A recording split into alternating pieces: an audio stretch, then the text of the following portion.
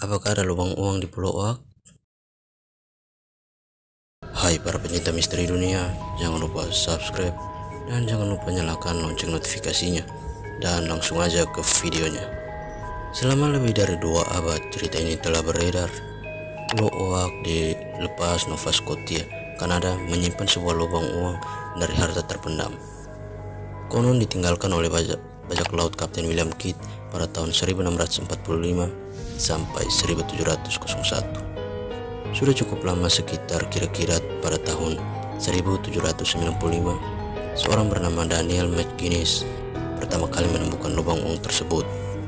Ketika Daniel McGinnis dan teman-temannya John Smith dan Anthony Vaughan mulai menggali lubang uang pada tahun 1795, mereka hanya memiliki alat pada saat itu untuk membantu mereka seperti skop, beliung, dan tangan kosong mereka.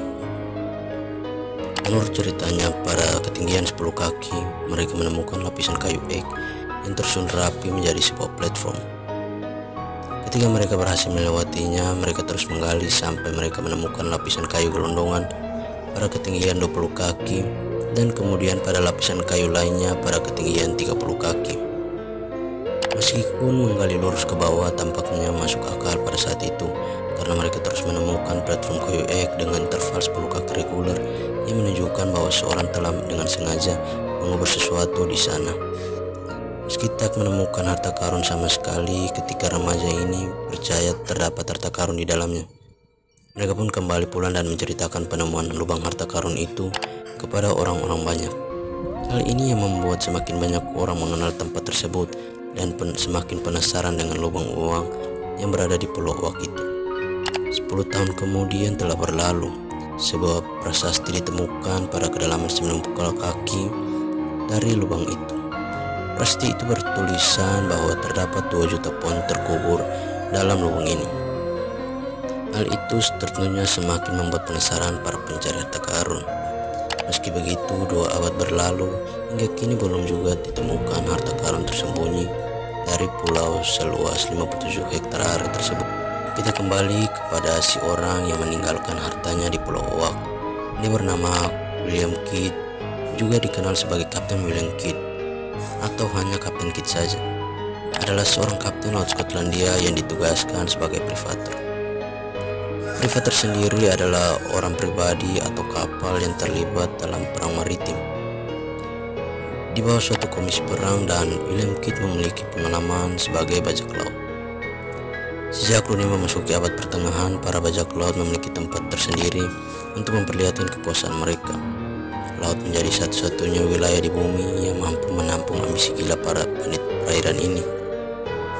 Di antara kisah-kisah bajak laut yang pernah diceritakan oleh para petualangan, Kapten William Kidd menjadi salah satu bajak laut yang paling terkenal berkat legenda harta karun besar miliknya yang hingga saat ini masih terpendam. Kidd sendiri lahir di Dundee, Skotlandia pada 1645 dan sudah melaut pada usia muda. Pada 1680-an ia menjadi prajurit yang disegani setelah bekerja dengan bermacam-macam kru bajak laut.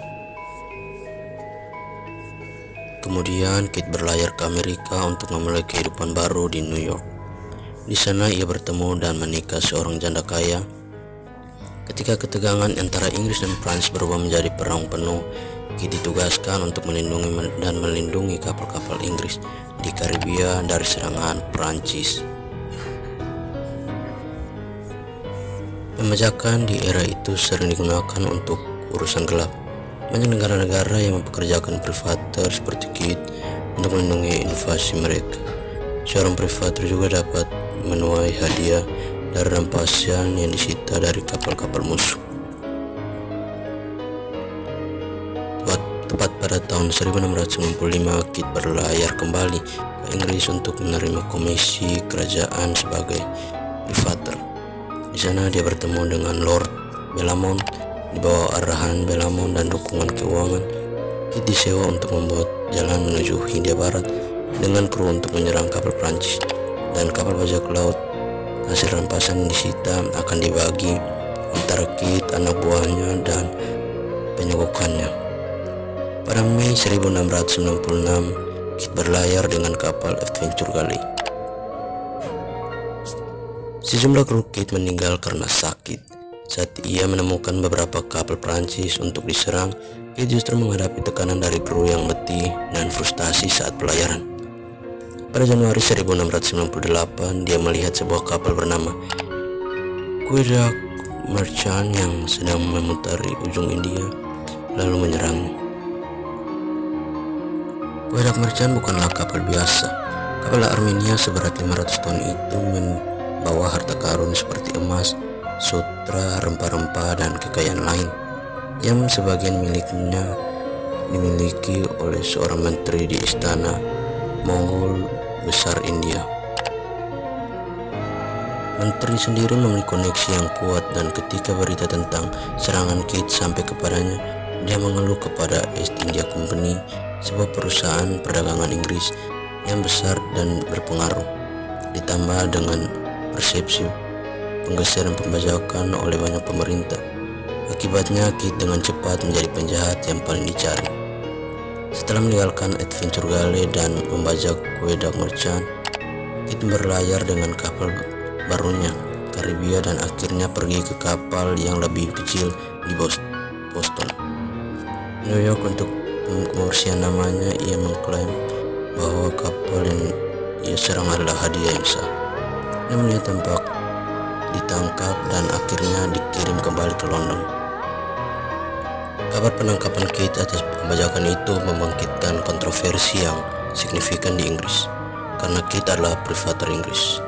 Kecurigaan terhadapnya dikonfirmasi setelah Kit berlayar ke Santa Maris di Madagaskar pada tahun 1697, yang terkenal sebagai surganya bajak laut, sebelum ia melanjutkan perjalanan ke Hindia Barat dan bertemu Quebec Merchant.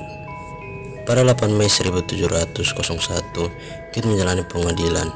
Kejahatannya dan koneksi dengan elit Inggris dan pejabat pemerintah menyebabkan sensasi. Dia dinyatakan bersalah dan digantung pada tanggal 23 Mei tahun 1701 atas 5 tuduhan pembajakan dan 1 tuduhan pembunuhan awak kapal. Tuduhannya digantung di sangkar